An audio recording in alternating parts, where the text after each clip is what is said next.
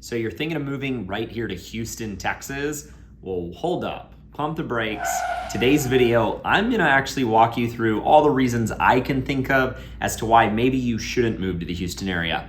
Now, I've lived here almost my entire life. I was born, I was raised here. I know everything there is to know about Houston, and I do live here for a reason. It's got a lot of really great things going on for it. But if you're not from here or you haven't been here much, there are some things that you need to know before making the move here to the Houston area. That way you don't get here and then find them out later and get really upset because they're deal breakers for you. So in today's video, I'm gonna just be really honest, really transparent about all the things that maybe you're not gonna love so much about living right here in Houston, Texas. So let's get after it right now.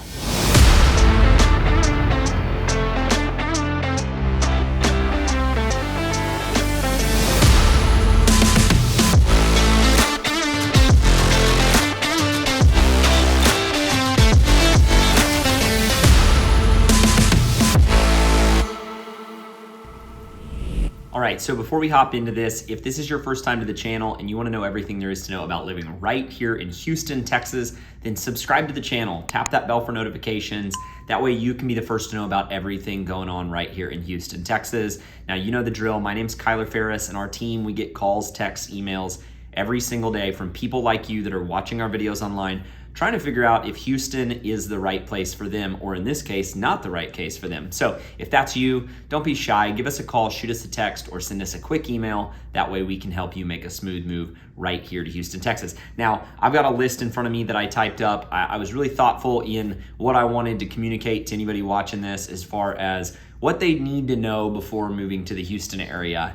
And I've seen all the other videos on YouTube about this. There's gonna be a little bit of overlap, but I really tried to make it my own thing and tell you what I think you need to know. And so there's no particular order, but number one on my list, this is something that after traveling the country, living in other cities, I find it's a little bit more difficult here in the Houston area than other places, and that is to eat healthy.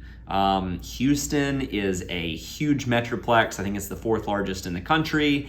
And you would think that with that, there would come a wide variety of food options. And that is the case in the city. If you're in the inner loop, you're gonna find some more, you're just gonna find a more health conscious lifestyle in like the Heights, which we do a vlog on, and some of those areas. But as you work your way on out into the suburbs, it's just tough to eat really healthy if you're eating out. Now, obviously, if you go to the grocery store, then you can do whatever you want. But if you're living kind of a fast-paced lifestyle, or you have a job where you're out and about, like me a lot, I just find that I end up eating at the same few places because there just aren't a ton of really healthy options. Whereas when I go to California, or I travel to other cities or other parts of the world, I feel like the food is just fresh and healthy.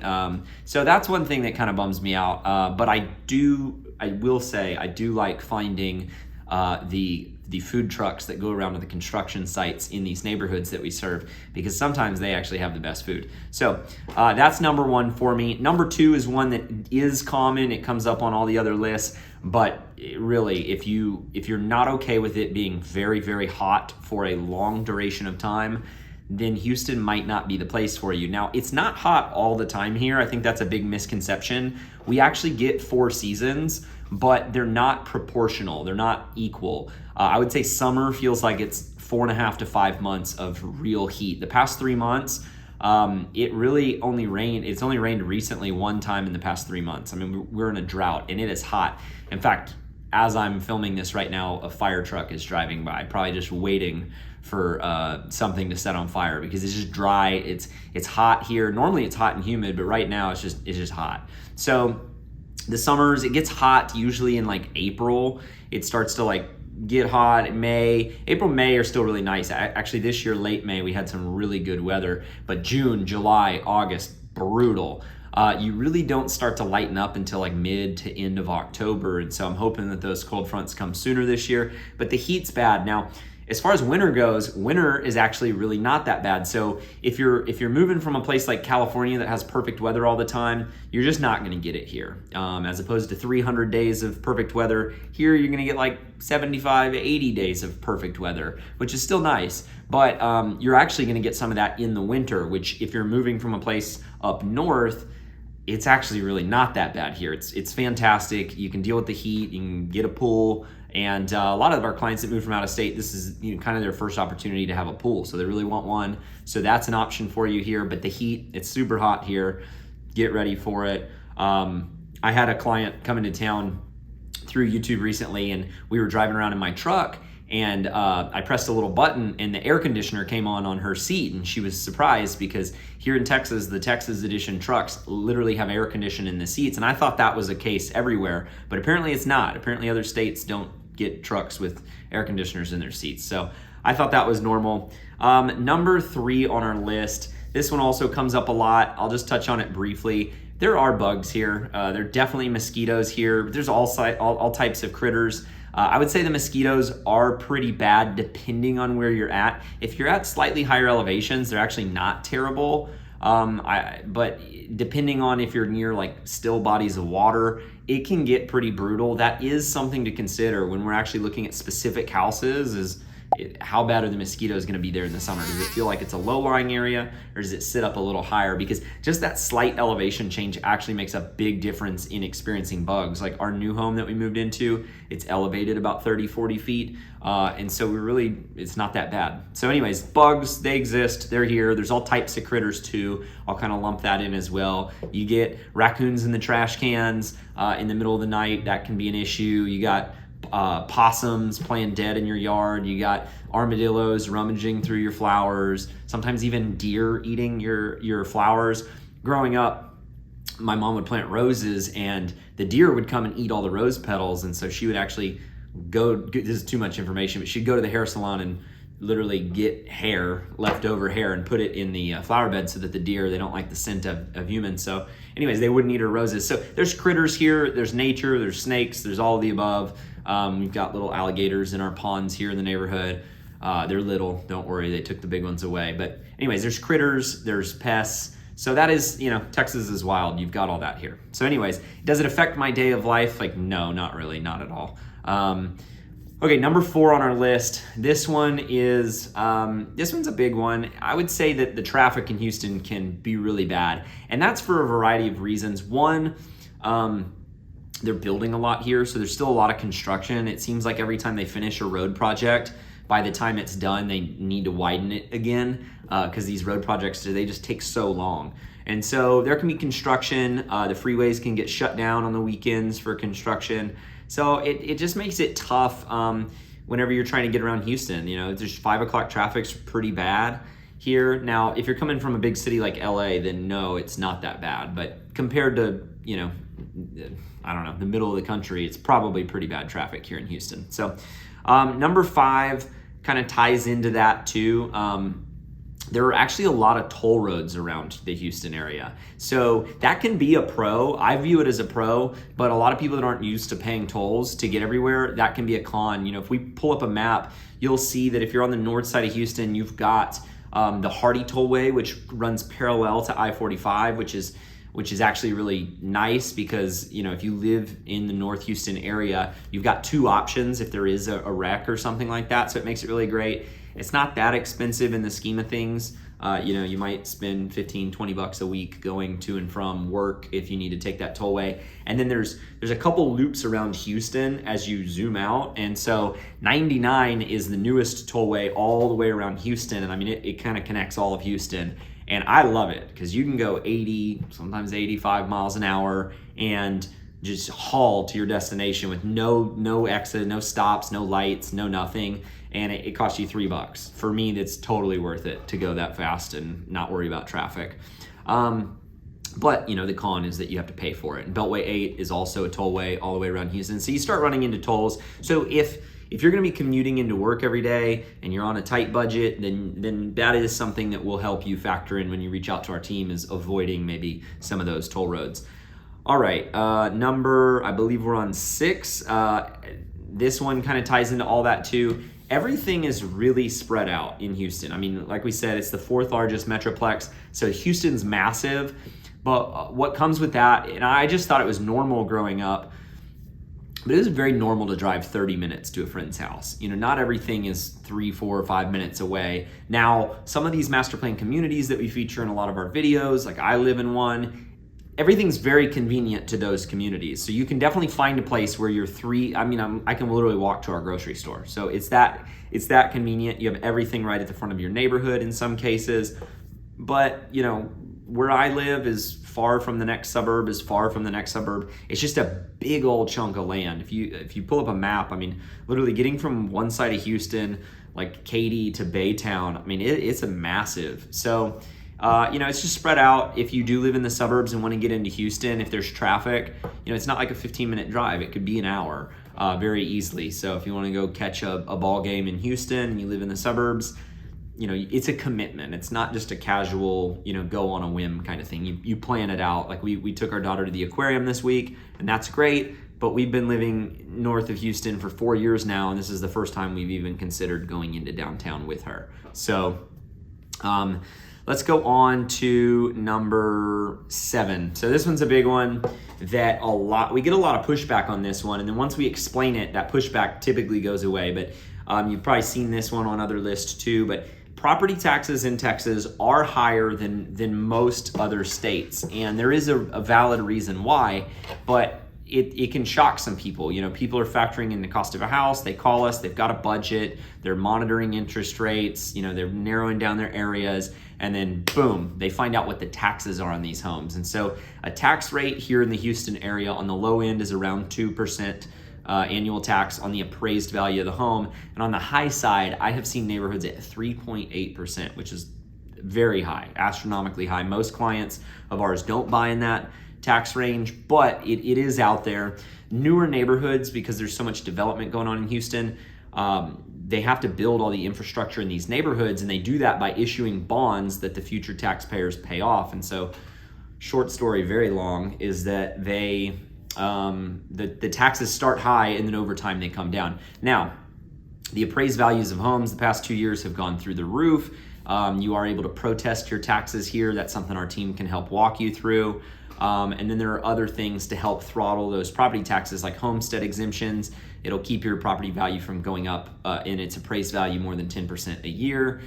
And there's a lot of variability in all of this depending on what county you live in, what city you live in. Here in the Houston area, we can walk you through all of it. But in short, property taxes are high here. Now, the flip side and the pro, and I would say if you do the math based off of your salary and where you're coming from, is there is no state income tax here. So you get to keep more of your hard-earned money here in Texas. And so while yes, you're paying a little bit higher property taxes, in the scheme of things, you buy that dream home, maybe you sell, take the equity from wherever you're at, maybe homes there are more expensive, come here, pay cash, all you're paying is taxes every year. So it's actually, it could be a real pro for you if that's the case. And we often calculate with clients, hey, what's your salary? Let's be very direct here. What is your salary and how much are you gonna be saving with the move here by not paying that state income tax? So it does play a factor. All right, moving on to number 8. This one is one that scares a lot of people, and having lived here almost all of my life, I moved away for about 5 years and then moved back about 4 years ago, but having lived in Texas my whole life, hurricanes, you hear about them. They really don't affect like Dallas, they really don't affect Austin, but they do affect the Houston area, and it's because we're only about an hour off of the Gulf Coast. And so when you're looking on a map, you've got Galveston Island, which is a barrier island. It's a 26-mile long island. Fantastic place to go visit. We've got an Airbnb down there. It's just a cool historic island. And in fact, Galveston was taking off as like the hub of Texas back in the early 1900s until a hurricane hit, the hurricane of 1910, and completely wiped out the island. And at that point, that's when Houston really picked up and started to flourish. And so things could have gone really differently here in the Houston area had Galveston not been wiped out by that hurricane. Now, since then, Galveston, they built a seawall to help with the storm surge, so it protects a lot of the island. But how does that affect you living in the Houston area? Well, obviously, the closer you are to the coast, the more you're gonna get hit with the wind damage. In the past 10, 15 years, wind damage from the hurricanes in the Houston area hasn't been terrible. I can think of maybe 1, 2, or 3 storms that were kind of bad. But what it does cause in some cases, if the storm doesn't really dissipate and it hovers over Houston, it can cause like a Hurricane Harvey. And so in Hurricane Harvey, This is just a few years ago, about 4 years ago now. It hit the Houston area and it just hovered over Houston for 7 days, and it just kept raining. And I want to say they got like 30 plus, 40 plus inches of rain, something unheard of. And so all the lakes were already full and the water had nowhere to go. And so it rose higher than it's ever risen here before. And so it actually flooded some areas that were out of the FEMA flood maps. So flooding here, it can be a very real thing. It's something that we actually don't run into issues with a lot of clients because we do our due diligence on every single house. And so most of our clients don't buy homes that were flooded. If they do buy one, then they know it's flooded. But the pro to Hurricane Harvey, unfortunately, it was billions of dollars in damage. But the pro to Hurricane Harvey is now we kind of know which houses are going to flood because they said it was a once in 10 lifetimes storm. So probably not going to happen again. And then there are also things too that the Houston area and the counties have done to help mitigate the risk of such a catastrophic flood again. For example, Lake Conroe does seasonal lake lowering. So now before hurricane season, they'll lower the lake a couple of feet, which, you know, it's a 20,000+ acre lake. That accounts for a lot of water. And so it can take that hit and not flood downstream. And a lot of Houston is downstream from Lake Conroe. That's what kind of flooded Kingwood and Humble and everywhere kind of southeast of Conroe. So, and then number 9, which kind of ties into that, is flooding. So even without the hurricanes, there have been flooding in the past. Just from bad storms. At this point, most of the, well, actually all of the developers in every county in Houston is required to build at a certain pad height. And so we get elevation certificates stating that the homes built are out of the floodplain, they're high and dry. Typically they'll build them up even a little bit higher than the minimum, just because over time, as they develop more and more and there's more impervious cover and concrete on the ground, the water has less places to go. Therefore it rises or it runs. And so yeah, that's number 9. And yeah, like I said, that kind of ties into 8 with the hurricanes. And really, back to the hurricanes real quick. The damage, obviously the further inland you go, it's not as bad. And so I think that the insurance, and I'll have to fact check this, but I believe that insurance rates change actually depending on how far up the coast you are. So if you're like right in Galveston Island, your insurance is gonna be a lot higher. Now, if you're behind the seawall on Galveston Island, it's actually lower. And so as you work your way north of Houston, you're above I-10, for the most part, your insurance rates should go down just a little bit. So those are my top 9. There are other things that I could share with you, and I'm happy to share with you as to what I don't love about the Houston area. But overall, in the scheme of things, when I compare those 9 things and the handful of others that I don't like about Houston, it still doesn't keep me from wanting to live here when I look at the pros of living in Houston. I love the freedom that living in the Houston area affords me. It's just a safe place. It's a great place to raise a family. It's very affordable, no state income tax, great cost of living. The people here are very friendly, they're amazing, and it really is welcoming. And so if you're considering a move to Texas, we would love to have you. I mean, we really would. We'd welcome you with open arms. That's just how Texas is. And so if you are looking to make the move, like we always say, give us that call, shoot us that text, or send us an email. That way we can help you make a smooth move right here to the Houston area. Thanks for watching, and we'll see you in the next video.